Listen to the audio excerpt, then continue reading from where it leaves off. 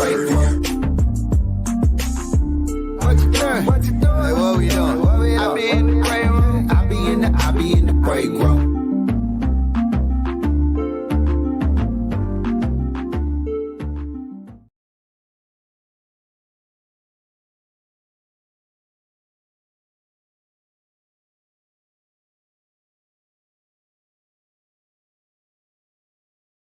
Bink's Break Room Podcast. This is the fastest growing podcast, and we invite you to join the discussions with us. Look, it ain't no rules in the break room. This is where you let your feelings be known and your thoughts be heard. Think about it. At the job, in the break room, that's where everybody let loose, kick it, and be themselves. So that's what we want you to do. Let loose, kick it, be you in the break room. This is our platform to help move the culture forward together with our knowledge, experiences, which can influence and strategize to make a difference. But sometimes that require a little ratchetness, a little arguing, and being open-minded. Spread the word about Big Bink's Break Room Podcast. Follow us on all social media. Let loose, kick it, be you, and let's hop into today's show. This is Big Bink's Break Room Podcast. Yes, it is. Yes, it is on a Monday. Coming up off that weekend, man. I hope you enjoyed yourself. Hope you got time to spend time with your family. Hope you had a chance to do whatever you wanted to do this weekend. I'm going to start the show off real simple, man. Got some friends who really, everybody got an opinion, right? Everybody got an opinion. And some friends of mine, we were talking small talk, guy talk, whatever you want to call it. And it's always that one. It's always that one. I say, man, I don't know why you did that. So-and-so, so-and-so, so I told you that it wasn't going to work. I told you that, but you did it anyway. But you know what? At the end of the day, if you do what you have to do and you do it for you and you don't try to please nobody, you do it for yourself, no matter the outcome, good or bad, fat, small, large, whatever the outcome, if you are 100 right here, then you good. You don't have to play to the masses. You don't have to play to people's liking. I mean, whatever it is, if you're doing that on your own, and you are pleased with the outcome, no matter what people say, that's you. Go for it. You got time to please nobody, man. The world is moving too fast. There's too much other stuff going on in the world to be worried about what somebody else gonna think of your work. You feel me? I want to bring Shawnee in action up. How y'all doing on this weekend? Not the weekend, on Monday. After the weekend, how y'all feeling, man? Hey. Yeah, blessed. That's what that is. That's what that is, man. So yeah, we back to normal. Not back to normal, but we back to halfway normal. Well, almost 1/8 of normalness here down south in Dallas, Texas, where we're located. I want to talk about, my little monologue in the beginning has some meaning to it. I've heard a different scenario, same principle. I heard so many people dogging the reboot of Coming to America 2. Wait, have y'all seen it before we start going in? Yep. Yeah. Okay, so we can talk about it without spoiling it for people who haven't seen it. But I saw this write-up in the LA Times. And again, every movie critic gonna be themselves and they're gonna say how they feel. But in this particular article in the LA Times, the title was "It Wasn't Worth the Wait." Wow. It wasn't worth the wait. Yeah. I think sometimes we have expectations that we feel has to please us. And yeah, obviously we're the consumer. But have you opened up here to accept whatever this presentation is? I mean, in this case, we're talking about a movie with a 30-year gap. Actually, let me ask you something, big bro. Yeah.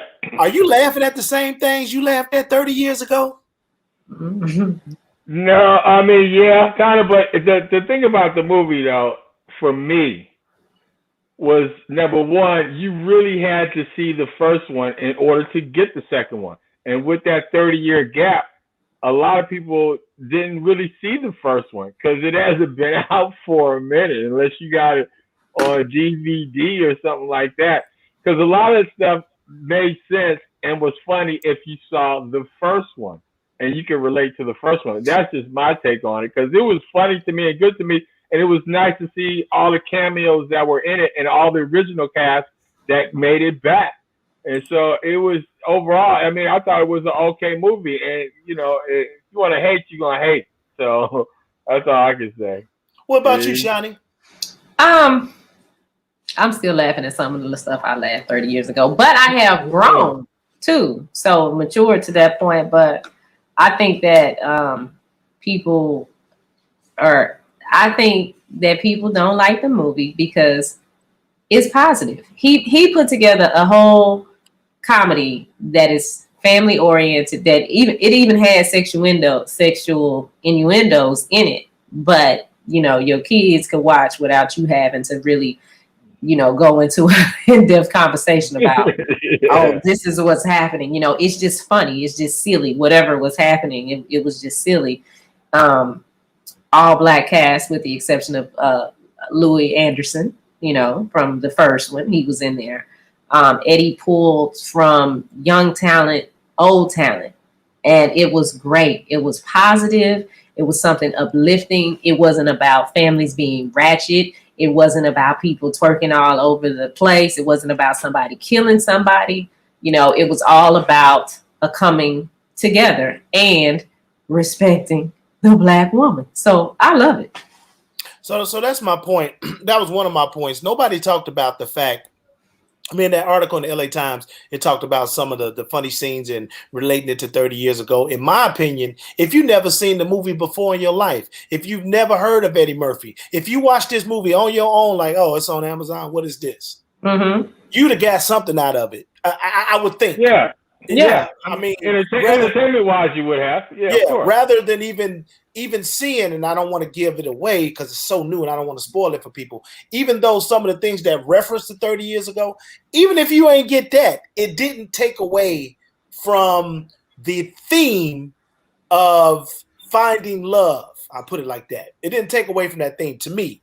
Let's talk about how this dude, Eddie Murphy, didn't have to do anything. He had to do no remake. You know what I'm saying? Let's talk about all the movies that he has done. Let's just talk about in his 20s. Harlem Nights, Trading Places, Beverly Hills Cop 1 and 2. Beverly Hills Cop 1, 2, and 3. I think the Nutty Professor and all that was in the 90s, so he was older. But I mean, he had some kick butt movies in his 20s. Yeah. And he left them right where they are. You know what I'm saying? Just like if they decided to do another Harlem Nights. Now I know, you know, most of the cast has passed on. But let's just talk about the fact of Eddie Murphy getting on the phone. Shiny action. Somebody had to get on the phone and call these people that made those cameos in that movie. Right. Yeah. Some of these people who were in this movie, they ain't really never been in no movie with no speaking lines. They might have been in a couple of videos. Oh, yes, because, honey, it's one person in there that I was just like, oh, my God, you are killing me with this African accent. Yeah, they might have been in a couple of videos, but they ain't had no speaking lines on the movie set. Yeah. Some of the actors got into trouble, was wrote off, brought back, killed it, and even though their part didn't dominate the movie, it was very important, and it carried the movie for the overall plot. And again, I'm talking in circles because I don't want to give it away. But Eddie Murphy brought in so much money to the places where he filmed. You know, some was in New York, some was in Atlanta. Most of it was in Atlanta. Yeah.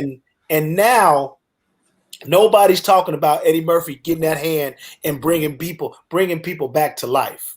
Right. I guarantee you, Shiny Action, somebody had to get on the phone and call some of those people who probably regular citizens, right? Who like, you want to do what? Like I'm 50, I'm 50, 54. I got some grandkids over here, but I'm gonna make this work. You serious now, right? And you gonna pay me? Oh my God. Mm-hmm. To bring that back. And let me say this real quick. I don't know if y'all caught this. The digital enhancement of so much you can do on social media. The digital enhancement is amazing. Yeah. I don't know if y'all seen, man, we should have talked about this. We got to talk about this tomorrow. If y'all seen how they are making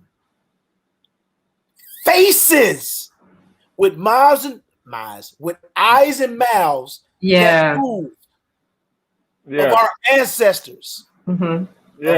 Of celebrities too.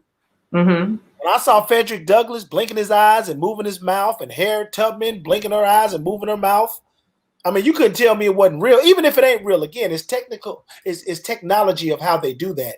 But that is amazing to see that. I mean, we always see the same pictures of Harriet Tubman and Frederick Douglass, the same black and white pictures. But I saw it on Instagram, and y'all say y'all saw it too. So anybody else who's seen that on social media, it's amazing. But some of that was in coming to America too. Yeah, and I just thought it was amazing. So let's just, I mean, whether you like it or not, spend some money. Go see the movie. Support it. Support it. It's something positive for our culture. And that's the thing. It's like if it was ratchet, it would be okay. It would have gotten rave reviews. Yeah. They only gave it 3.5 stars on Amazon. Yeah. Only gave it 3.5 stars. And I was just like, wow, it just, to me, and y'all know I talk about this a lot. It just shows how media wants us to be portrayed. We can only be portrayed in one light. Yeah. And that's it. We can't be a family. The families can't come together and learn how to work together. None of that. It's sad.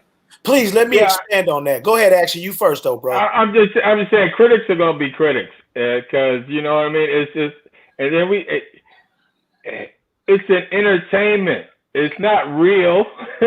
You know what I'm saying? Eddie Murphy is not really coming to America. I mean, it's a fantasy, and people gotta keep that in mind. It's just a movie. It's entertainment.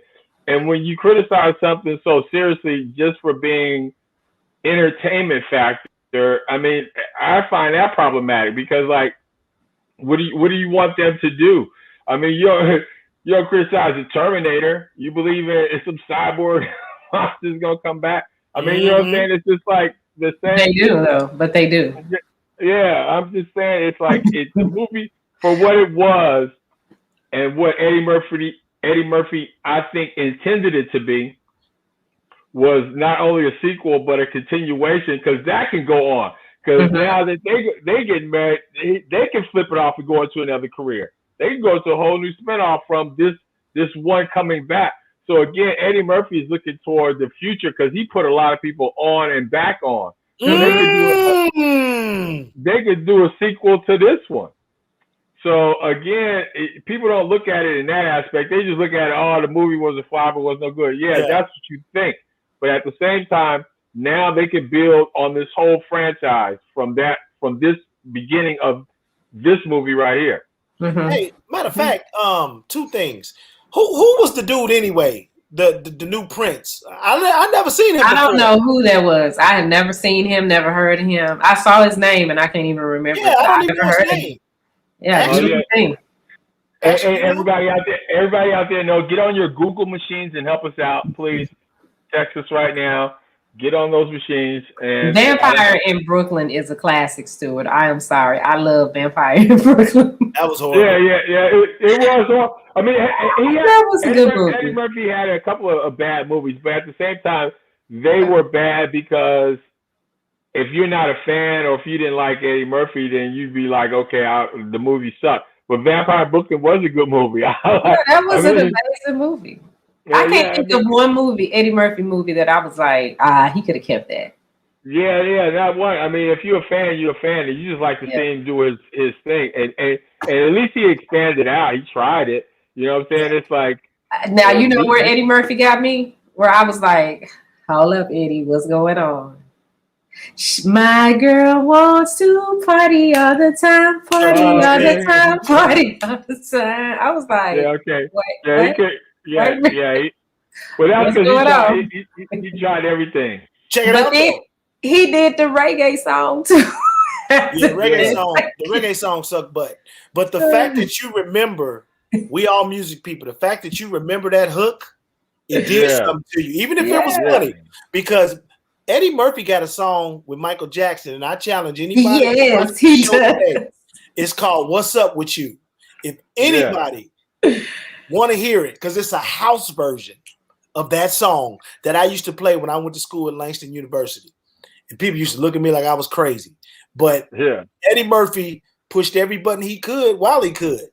And with how many people you know able to take a break from where they started from and to go back 35 years later and kill it? Like, and man, don't even get me started on his stand-up comedy. Raw. Come on, man. Classic. Yeah, I have that album. Yeah. I got the album vinyl. Mm-hmm. He was our Dave Chappelle. I don't care what you say for our generation, because Eddie was so real, so hilarious, so funny. Now he could have kept them suits. There was some tight. Oh yeah, that was a thing back then. He could have kept them suits, but for real, I mean, comically, from going from Saturday Night Live, I mean, come on, man, his classics, Gumby. Oh my God. Come on, man, you can't mess with Eddie Murphy. You gotta go to the roots of the beginning. Saturday Night Live, yo. I mean, James Brown on Saturday Night Live. Come on, man. Velvet Jones, everything. Velvet Jones. And real quick, Sean. Okay. Hey, Buckwheat got shot. Eddie Murphy was the white man, and oh man, come on, man. It's so much, man. Yeah, man. There's one thing Shani said that stood out when you're talking about how, they expect us to be portrayed a certain way, movies that talk about, just thinking, music that glorify gangs and shooting and dying and all that stuff, that get to critically rave reviews. But, unfortunately, some of our most powerful actors had to play bullcrap roles, if you will, to get their hardware, to get their Oscars, get their Academy Award. Halle Berry had to get smashed for her to get an Oscar. That's how I see it. Yeah, and not Monsters Ball. Denzel Washington had to be a crooked. Monsters Ball. Denzel Washington had to be a crooked cop. You know what I'm saying? Who was selling drugs big time and being slick to get his just the same dude that played Malcolm X. Are you kidding me? Same dude that played John Q. What? Yes. You're talking about see him in Glory. If you don't think he should have got an Oscar for Glory, oh baby, when he let that one tear roll down when they was he was on the whooping post, that made me cry. I was like, dang. Come on, man. If he should have got an Oscar for Glory. Hands down. Yeah, man. So, it is what it is. I mean, this is the life. This is the country that we live in. And all we can do is continue to uplift and support, and I hope people take the same attitude with all their friends and all their endeavors that they're working on. I hope we can get more people to come to our platform and enjoy what we do. But I enjoyed coming to America. And again, real quick, I don't know how it went, but taking the movie from the theaters to Amazon in this climate of what's happening in the world, for more people to see it, all you gotta do is just click a button and watch instead of triple thinking about going out, being next to people, COVID mask, no mask, sit here, 2 seats over. I think it was a great idea to put it on Amazon. Yeah, and if you had Amazon Prime, it was free. Yeah, exactly. Yeah. So that was a great idea. I mean, that's what they're doing right now with the movie theaters. They figuring out like going to these platforms now because they're not really making no money in the movie theaters right now. So and they gotta stay relevant and put out product. Jordan's got a new movie getting ready to hit Amazon. I'm waiting for that. It's coming out, I think, this Friday. Michael Jordan? Michael B. Jordan. Oh, okay. I'm like, don't nobody want to see Michael Jordan. Oh, he playing like he's a cop, right, or something. I seen the advertisement. Yeah. His family was killed. He's kind of like some kind of special soldier. But the lady's gonna like him in that one. Yeah, my wife saw that. She got kind of moist when she was looking at it. Okay, if you're just tuning in, Yeah, you're tuned in to Big Bink's Break Room Podcast with DJ Big Bink. I'll be back. What's wrong with DJ you? Big Bink? DJ Big Bink right there. Action Jackson. Me, Shawnee Scott. And now we are about to add Anthony Brown, who is the president of the UNFC National Alumni Council. You better get that title right, girl. And he went to Bethune-Cookman. Yes, how you doing, Anthony? What's up, man? Tony? You come on here every time with some fly gear, dog. I know. I got to be ready. He had to represent his school. I got to be ready. Look, it's all HBCU all the time. I'm here for it. Yeah, you know, I'm so excited because Saturday here in the Metroplex, the State Fair Classic will happen, even though the State Fair is not opening. It's not open right now. We are going to be at the Globe Life Center, the new baseball field, and Grambling will take on the great school of Prairie View A&M. I don't even know what they coming for, but all right, we're going to let them come in and get stomped and get smoked because we already know who got the baddest band in the land. Let me hear y'all say it. PV, come on, PV. PV, Prairie View A&M. Yeah, they do that. Yeah, yes, they do. Yes, they do. I ain't never seen them. I don't know. Whatever. Hey, but real quick let me just jump on that last conversation. Listen, I was here for the movie. I was here for all the laughs and Coming to America. I don't care what the critics say. Yeah. It was funny. I just enjoyed the movie. It was just, listen, we can't get out like we used to. We can't go to the movie theaters. People get in their feelings all kind of ways, sideways. Look, just enjoy the movie. Yeah. Absolutely. It's something to do. It was absolutely something to do on a Saturday, Sunday afternoon. I was able to just, you can multitask. You at home watching TV anyway. So I'm multitasking. I'm watching Amazon Prime and I'm doing laundry. It was a good Sunday afternoon laugh for me. I caught the jokes. You know what? I mean, it took you back 30 years. Like, remember where were you 30 years ago if you were here? I was going to high school, going into college. Like, I remember being in a fashion show with the original dress from the movie. When I was in undergrad at Bethune-Cookman, we had an Ebony Fair fashion show with the actual dress and all that. Kind of, that was amazing. Trying to recreate the whole, Zamunda experience. Come on. Yeah. I was having a moment. I loved it. Yeah. My daughter asked me, she said, well, when we go to Africa, can we go to Zamunda? I said, girl, Zamunda is not a place.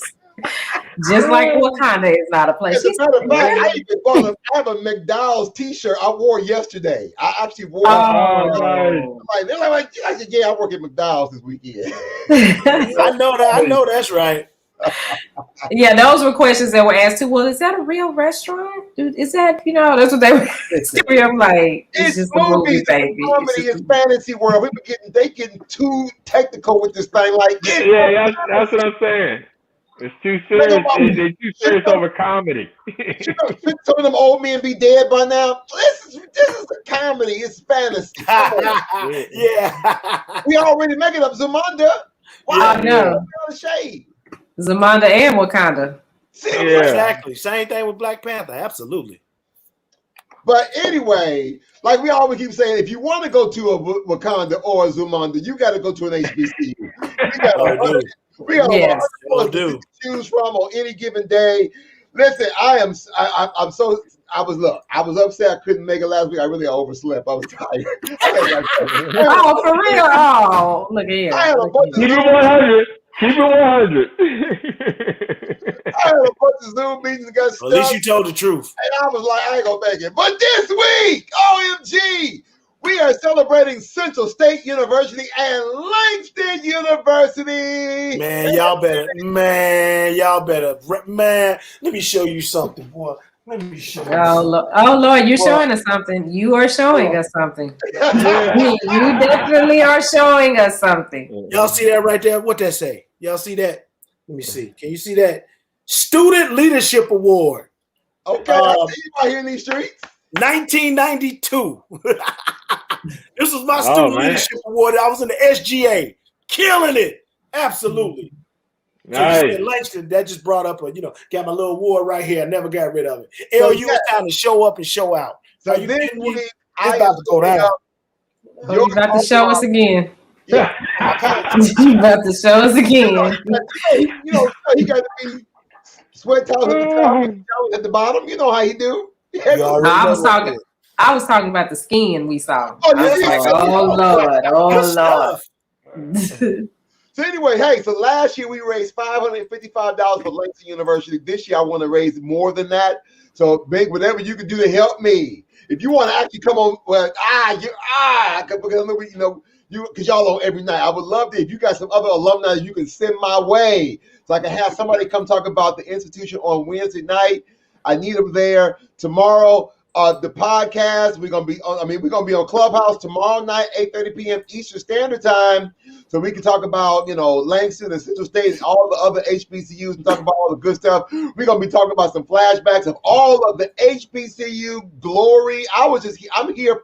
Anybody just watch the NBA All-Star just for the HBCU love? Oh, absolutely. Dude, that was amazing. Oh, yeah, that was amazing. I really wasn't watching the game. I was just here for the highlights. It was the highlights for me.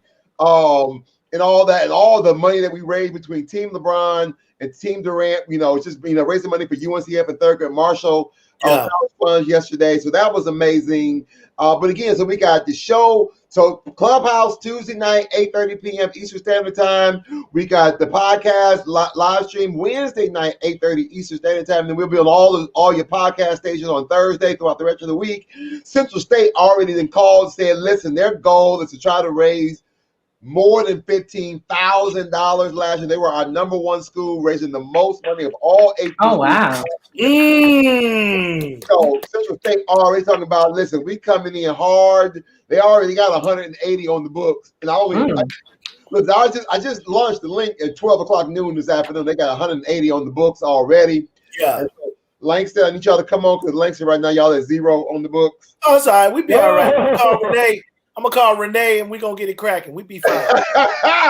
So, but right now we're over $12,000 since I started. I started February 1st. $12,000 of all of our schools so far. But again, shout out again I want to shout out to Chris Paul, because actually Chris Paul did a live stream yesterday before the game, and he actually answered some questions. So if you're a part of the HBCU Alumni United group, 85,000 members strong.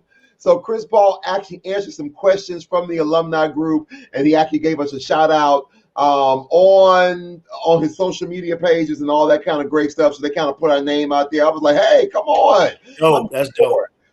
So he, kind of did a drop. I just dropped that video of some of the questions that he asked in the group today. So if you're in HBCU Alumni United, you can go watch the video there, or you can follow us on the HBCU Alumni Care page. Yeah, there you go. Boy, on it today. You can go watch the video over there that Chris Paul did for us. on his, he did like a bunch of questions and just answered a bunch of things about what it was like being at HBCU or the importance of giving back and supporting. So I'm all here. I'm just here for the love. I'm here. What school did he go to? He didn't. He didn't. He didn't go to a HBCU. I think he went to Georgia Tech. Okay. I think. Don't quote me on that, but he didn't go to a HBCU. But all them HBCUs in the Virginia area where he grew up, all his family members went to HBCUs. So he represents. Yeah, and definitely when he played for the Oklahoma City Thunder, he wore a lot of Langston University stuff on camera. Blew my mind because I was like, wow, just to see that. Something about when you see it, and when you see any HBCU, somebody wearing something from HBCU, you be like, whoa, man, that's what that is. But he was definitely representing Langston University when he played for the Oklahoma City Thunder, man. So he get mad love from me. So again, to all your listeners and viewers, again, we've raised $138,000 last year. My goal is to go even bigger, even better, And I just, hey, side note, I got acknowledged from the NBA All-Star as being a HBCU advocate. Yes. They gave me an award. Oh. They gave me a salutation and shout out for that this past week. Hey. For living in the wonderful space and doing what we do. So I was kind of like, hey, appreciate it. Great job. Great job. I'm out here. We out here doing Yeah. Look at you coming up. Since you look at you coming up since you've been on the break room. Yes, sir. I love it. That's what it. Let me retract one statement right quick. Chris Paul did not go to Georgia Tech. He went to Wake Forest. Same colors, wrong school. Okay. I just want to make sure I retract that. No problem. You got to get it right, because somebody will come after your throat in a little bit. I hope so. I hope somebody says something. Man. Yeah, they come after anything. I hope so. So you can see we're putting the information on the screen about the campaigns of the week. As I always do every week, I'll come off. When I come off, I will drop those links in the chat to make sure you got them again for all of our viewers and listeners. Maybe they go, oh, okay, where they at? They right here. But again, you got to come check us out. Clubhouse tomorrow, podcast live stream on Wednesday. All of the podcast channels starting on Thursday. Again, Central State University, Langston University. Come learn some more about these schools. Come on and show us some love. Put 5 on it. Put 10 on it. Whatever you got. We want to be able to be a blessing to these institutions. I believe all HBCU alumni can support all HBCUs because we are stronger together when we're standing united. That's all I got, y'all. All right. We appreciate you, big bro. Good to see you, man. Always. And shout out to all. I know, trust and believe. I guarantee you, it was some HBCU alums behind the scenes working on Coming to America. I don't know who yet. Oh, absolutely. Ruth Carter, who did all those costumes. All the costuming was amazing. Yeah, Ruth Carter. She did all that stuff. She's been working for years. She did Black Panther. She did so many movies. I forgot what school she went to, but definitely Ruth Carter, huge. Just got a star on the Walk of Fame in Hollywood too. Huge. Okay.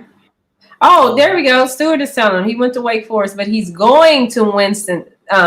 Chris Paul is going to Winston-Salem to get his degree. Okay. Finish out his degree. Oh, that's practicing what he preached. Good for CP. Mm-hmm. All right. Well, I will see you guys next week. Continue to do what you do. Make it awesome. Make it a great one. Continue to shoot for the moon. If you miss, you always be amongst the stars. Yes. Yes, sir. Appreciate Thank you, Anthony. All right, see y'all later. Good to see you, man. Yeah, we talk about this on the show all the time. Like the whole Black experience has been magnified so much, especially out of this summer. After the George Floyd thing was seen by millions, just the whole Black experience. Yeah. And I just really hated, Shani. I really hated action that Colin Kaepernick is not reaping the benefits of this movement. Now, what I mean is, he probably paid and got his bread, but he is not being able to showcase his talent on the field and be a force in the National Football League. Now,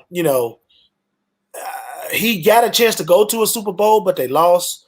But still, he could be doing so much more with his face in front of millions every day because he do his charity work and all that stuff. So that's our goal, to get him on this show. We're gonna try to get him on because he started this years ago, and it's just a shame. That's what I call it. It's a shame. We know it's some BS. The players know it's some BS. I ain't in nobody's pocket counting their money. But if them dudes just didn't play one day at all during the season, rocking for Cap, change will come to the NFL. Yeah. And I know people scared for their money. They scared for their check. They got families. I get that. But Colin Kaepernick risked it all. And for that, he definitely should be in the history books when we talk about Malcolm, when we talk about Muhammad Ali, when we talk about Martin. We should talk about Colin Kaepernick, Angela Davis, my opinion. Yeah, much respect to him. NFL ownership is way different than NBA ownership, though. I think if the NBA ownership or if the NFL ownership would be more like the NBA ownership, then Cap would be playing in the league right now. I mean, doing them commercials and putting it takes all of us on the field. I mean, that's a start. But I mean, I haven't, I don't know what they're doing, but they haven't highlighted anything like that I've seen that, that is really addressing some of these problems, so. Yeah, it's a start. And I really was shocked to see all of the HBCU support yesterday on the NBA. Also, because when we were sitting there watching it and they did it once, I was like, oh, okay, that's cool. They did it once. Then, we kept watching. And then, oh, no, here's video of, Bink in action from Langston University. And you have, the player there telling them, look, you just got a $50,000 scholarship from the NBA for your HBCU. I'm like, oh, wait a minute, what they doing? And then, in the middle of their talk, HBCU, they have all these HBCU facts. I'm like, oh, they let HBCU just take over All-Star Weekend. And we are the ones that support that. It's us out there staying in U-Haul vans to get to the All-Star game, All-Star Weekend. Yeah. So I can appreciate the NFL. On the other hand, they're not. And I don't know. Yeah. I don't think the players would do that because they feel like, oh, well, if I just stop playing and they just going to pull somebody from the practice squad to fill in. So it would have to be something almost like the bus boycott where everybody just says, no, we're not going to do it. We're not going to do it. We're not going to play. And then that might make a change. But, it's always one of us that can be bought for a hamburger. For a hamburger from McDonald's. You're right about that. Yeah. And that's what's happening right now. All of them being bought. All of them. Yeah. I was on the radio in East Texas yesterday. So, and then on top of that, I wanted to see the Oprah thing. So I totally missed the whole NBA All-Star thing. I mean, it just left out my psyche. I was like, wasn't even, and then I saw it online and I saw people talking about it, but I was captivated by the Meghan and the Harry interview, and I didn't even turn it off. My wife was calling me. She's like, "Are you watching? Are you watching?" And I'm like on the radio, and we was just watching that. Like I said, I didn't miss it. I didn't see anything. I didn't even watch the highlights yet. You know what I'm saying? Like the slam dunk. And normally I'm there for the slam dunk contest. If I'm not there for nothing, I'm there for the slam dunk contest, all that stuff. But I didn't see none of that. I think the slam dunk contest was like a C minus. The people that was in it, I didn't know. But again, it's a different generation of players. So they did their thing, though. Man, they did okay. The one that should have won got kicked out first. And the judges, you had Spud Webb, Dominique, D. Brown, and I can't remember the other, Dr. J, and I can't remember the other. I don't know if Dr. J was in there or not. He was on something else. But yeah. It was a very entertaining game. I will say that the game has evolved so much. It used to be about the big man. You see a big 6'10" dude. Oh yeah, he play ball. But right now, in the NBA, everybody's shooting threes. Nobody's going inside dunking on people like Shaq used to dunk on people, like Ewing used to dunk on people, like Sean Kemp used to dunk on people, like Dikembe Mutombo used to dunk on people. It's not a lot of that going on. Do you know they took over 130 3-pointers yesterday? 130 in a game, not a regular game, but in a game. 130 threes, plus 130 something threes. They only shot about 10 mid-range jump shots throughout the whole game.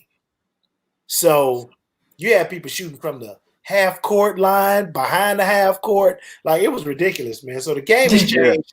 The game has evolved. I was entertained, though. I tell you that. I was entertained, and, I just thought it was really cool. LeBron, he didn't really play that much. He only had like 4 points, but he didn't play. Yeah. If you follow him, he really didn't want to play, Yeah. And so, it was good, though. NBA All-Star definitely was good. Yeah, that used to be the highlight, boy. We used to get ready for NBA All-Star. Be like, you going to NBA? Yeah, I'm going down there. Yeah. Man, I got some throwback pictures, man, of us when we went down to NBA All-Star in Houston, Bink. Yeah, we sure did. We was in that room with all those people. Yeah, we was in the room with all the people. Ti was there. LL came through. Nick All the Cannon was 3-6, there. all the 3-6 was there. 3-6 Yeah, Mafia. Rick Ross was there. Brooke Valentine. Uh, Yeah. Bubba Sparks. This just coming to me now. Yeah. But Oh, wait. Bubba Bubba Sparks. Sparks. Gorilla Yeah. Black. Did I say that? Gorilla Black. Oh, wait, that was a Yeah, minute. Gorilla Back. Paul Wall was there. I think Paul Wall was there. Paul Wall. Chicken Head. Project Pat. Project Yeah. Pat was Said there. chicken head. And Ray what's his name? Cash from Cleveland was there. Man, now I'm FUBAR. I can't think of his name. Mike Jones was there. Mike Jones was there too. Mike Because all the Jones. Who? because it was an H Who? town. So Mike Jones. You know what Who? Mike Jones. What's the number? I don't remember the number. Yeah. But you're right. That was something. Something. No, it was. I think it was like 03, 04, something like that. Okay. Yeah, but we was down there. Yeah. For that, man. That was cool. That was cool. Yeah, we had a good time. It was a good time. I still got pictures of that. Everybody in that room. I got a ton of those pictures. That's classic, man. Yeah. Action, you had the latest on the stimulus. I seen a lot of stuff today. Look like we are possibly about to have some movement with the whole stimulus package. Yeah, we are. Before I do that, I gotta let everybody know where we at. It's Big Bink's Break Room Podcast. It's the fastest growing podcast on the planet. I mean, it moves faster than Superman. It is faster than a speeding bullet. It is quick. It's getting all over the place. And the only place you're going to get it is Media Room 360. Make sure you tell a friend to download the app. You're going to catch Big Bink, my girl right there, CEOO, CENO. Ooh, I like that. Yeah, that's her right there, Shawnee, making moves right here. And if you got a show idea or something you want to do, this is the place to be. And stimulus, so that is looking really good right now. It's actually going back to the House. The Senate's already approved it, so it's already passed the Senate. It's going to go back to the House to get some fine little tweaks to the bill. But we have the majority in the House, so I don't see any problems with that. The progressives might throw a monkey wrench in it because they didn't get everything that they wanted. But for the most part, the package is pretty much a done deal. The president is probably going to sign it. By the end of this month, people should start getting their checks in the mail. So it's $1,400 for families that make less than, what is it? I got it here, under $75,000. Oh, I thought it was 150. No, I'm sorry. No, hold up. Individuals that make $75,000 and families $150,000. So, like, yeah.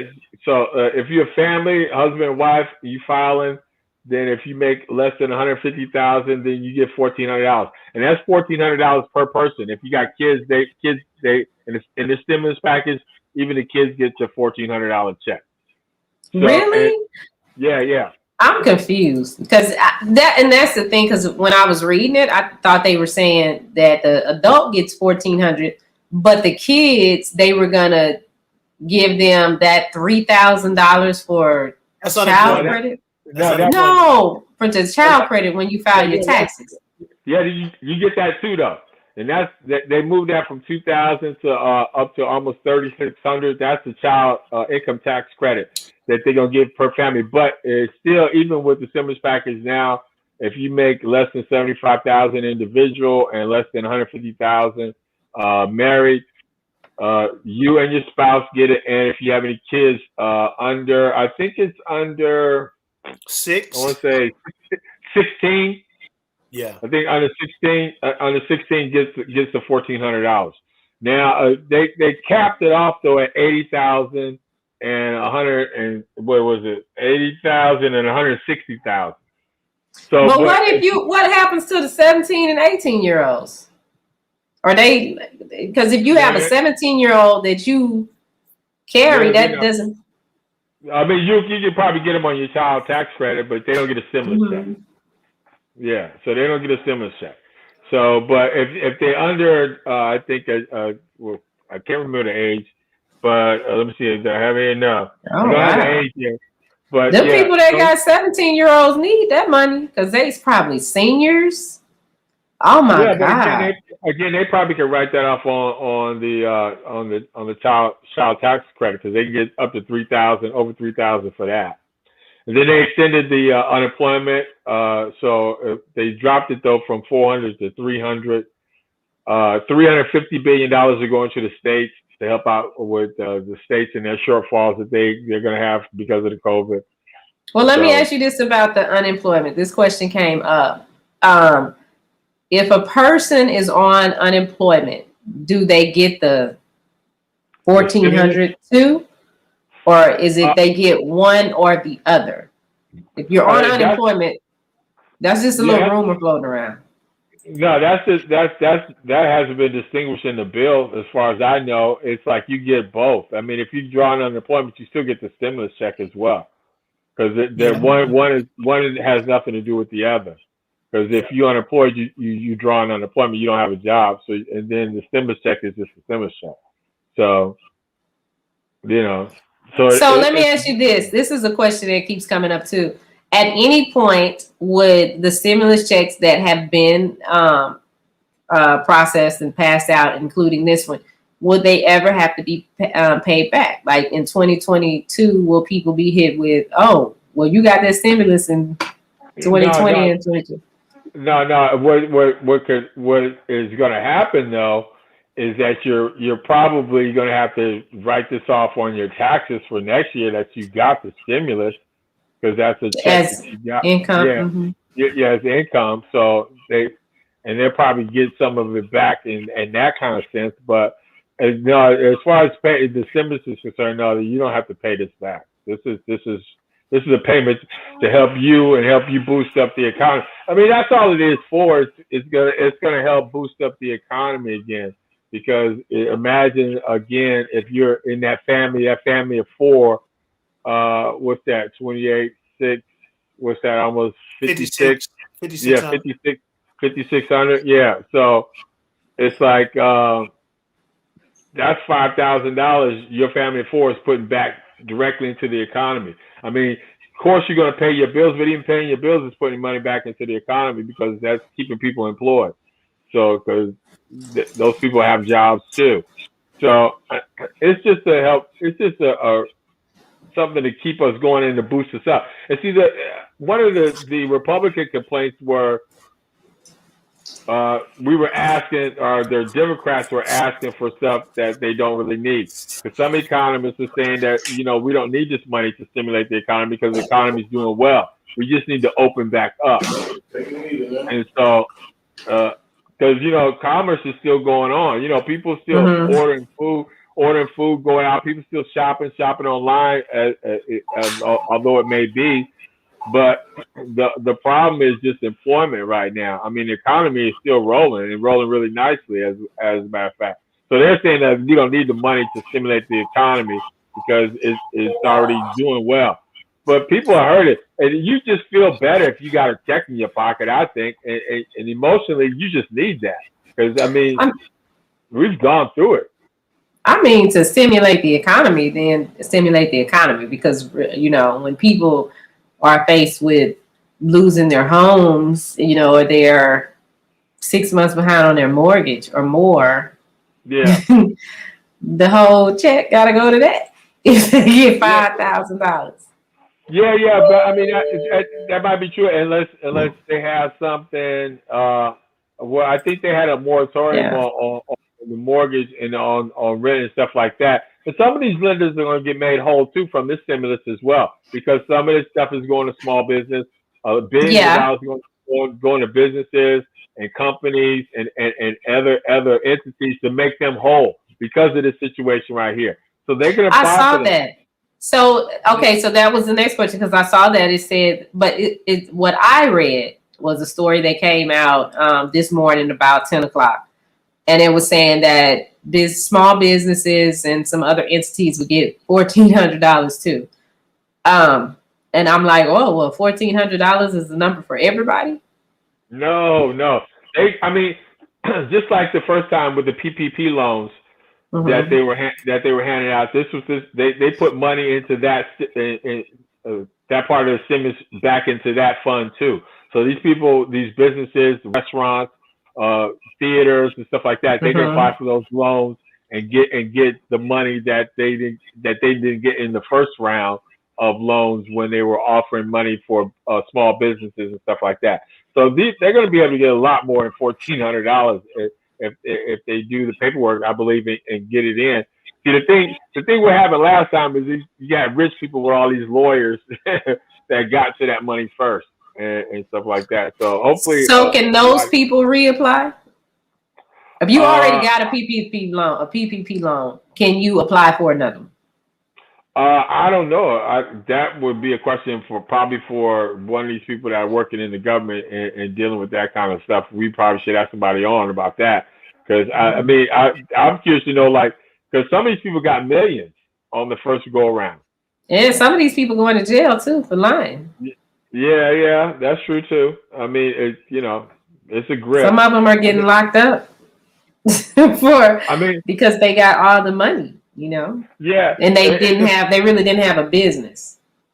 The funny thing about stuff like this, and even in government projects, if you look at the small print, they budget out money for theft like this. They budget out millions of dollars for just to get stolen. You know what I'm saying? So it's like, that's crazy. Wow. So I guess it depends on what kind of crook you are.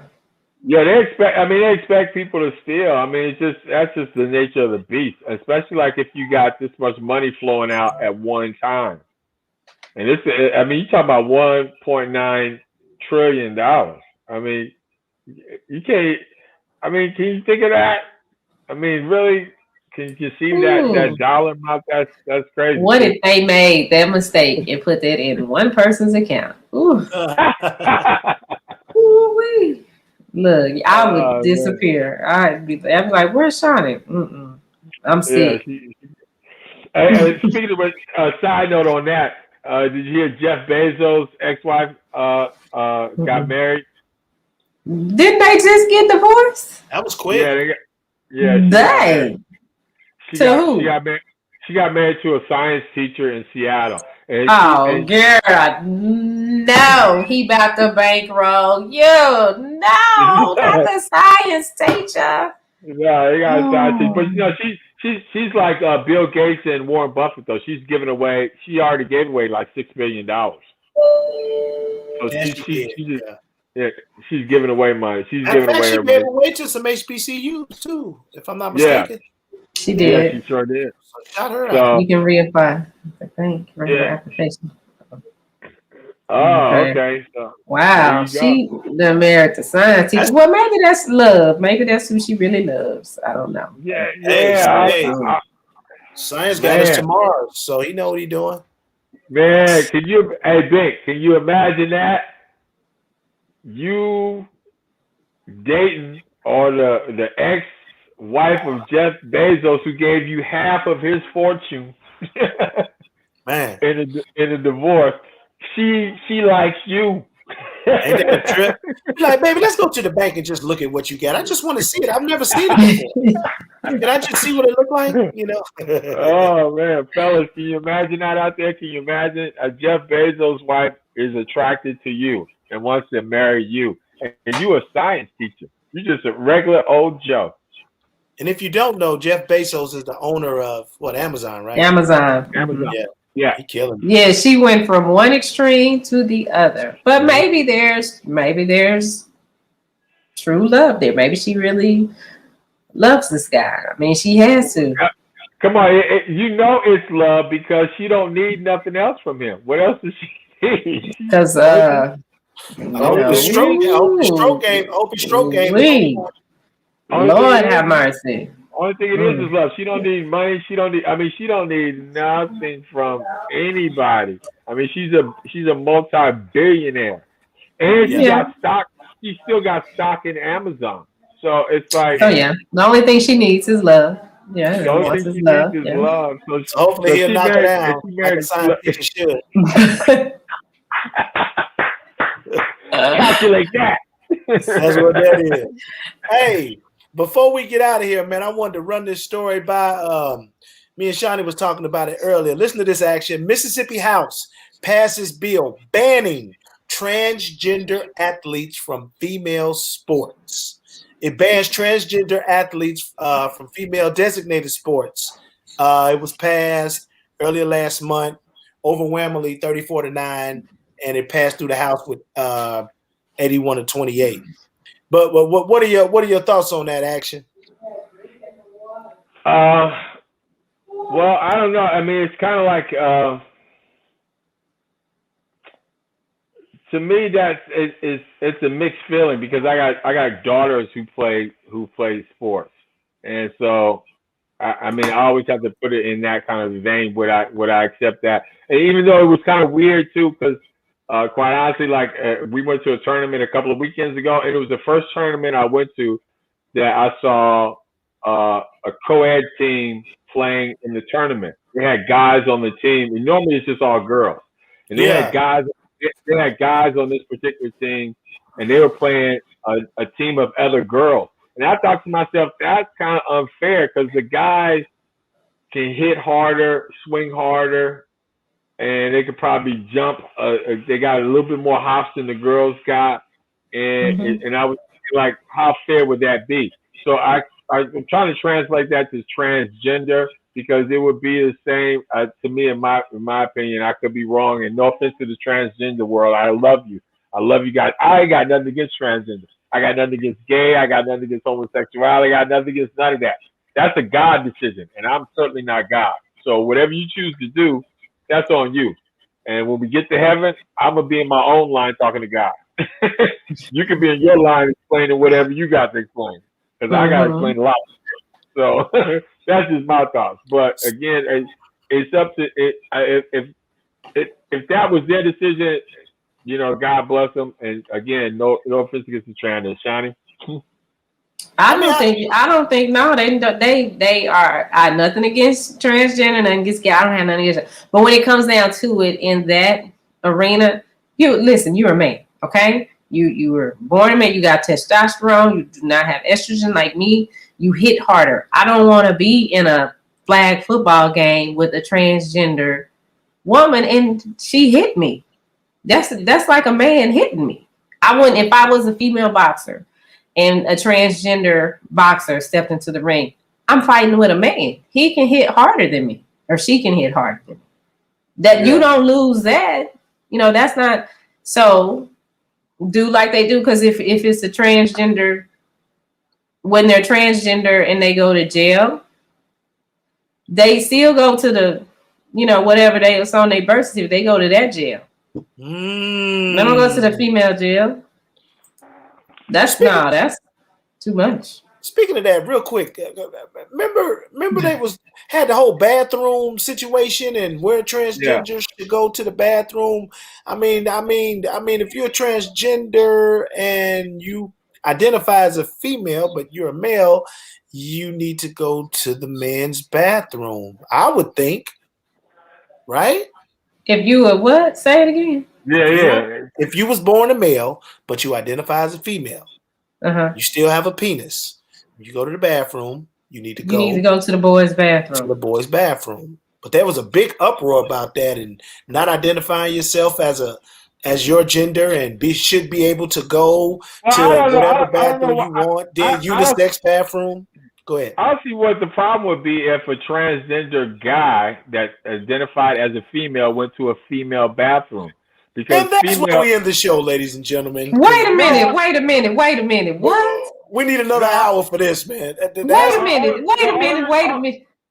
Only reason I say that is because women have stalls. I mean, they don't have urinals like guys. So he can sit in a stall, and it's privacy in a stall. No, I'm not, because my daughters have to go to the bathroom, and they don't need to go to the bathroom with a man in there. I don't care if he does say that he identifies as a woman. I don't know that, and I ain't got time to be in the store and I say, okay, I'm gonna stand right here and wait for y'all and go, and the transgender man go in there and scare my daughters. I'm sorry. make them. You don't know. He might be a pedophile. You don't know. You don't know. Don't shake your head because anything is possible. And no, I don't trust that. If you are transgender and listen, you are a man and you identify as a woman, then what I think they should do is just create a bathroom for that. Like they have the family bathrooms. Create a bathroom for transgender people. If you go under the scenario, anything is possible. A guy could run in there in the bathroom, whether he's transgender or not, and go after your daughter. Exactly, and that has happened. But action, that does happen, right? You know that happens, for real. So now they don't need to go in there. That falls under the realm. Anything is possible. Right, but it happens. They need to go. They need to just build, since this is the society that we're in, and we have approved men and men marriages, women and women marriages. Create a bathroom for that. I ain't apologetic about this because I have 2 daughters that we have to go to the bathrooms, and ain't nobody got time for that. No, just build a whole nother bathroom. They have. They built like a family bathrooms that they can go to now, where anybody can go in there, no matter what your sex is. You can just go into a family bathroom. But my thing again, I'm just saying. If it's a star, how would you know? How would you know? Because just like what Kathy said, she said, I almost turned around and went in the wrong bathroom because one came out the woman's bathroom and I thought I was going in the wrong one. that right there, it ain't being discriminated, but no, just you got a wee-wee, then you need to go where they have wee-wees. Now, if you done split it, then okay, that's something different. But if you got a wee-wee, then go over there. We've gone over, but we got to talk about this. All right, we'll continue this tomorrow. Because I ain't seen no transgender bathroom yet. I seen the family joint, but what do they got a logo on it or something? I haven't seen it. It's family bathroom round. They have family bathrooms, but they don't have a man and a woman picture on it, do it? No, they got the man, the woman, and the little kids. Yeah, little kid. Yeah, so it's like go on that one either. We'll talk about it tomorrow. I'm going to we should just get him a bucket. Here comes the hate emails. I'm going to the bathroom myself. We'll see y'all tomorrow. Oh Lord. Okay. Wait a minute. Okay.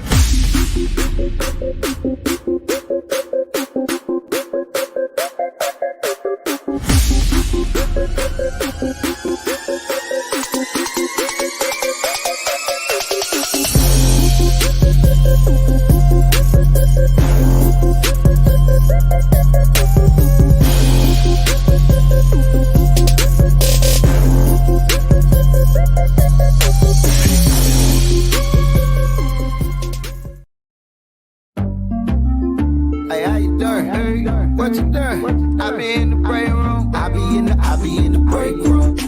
Hit 'em in the break room. What you doing? What you doing? Hey, what we doing? I be in the break room. I be in the break room.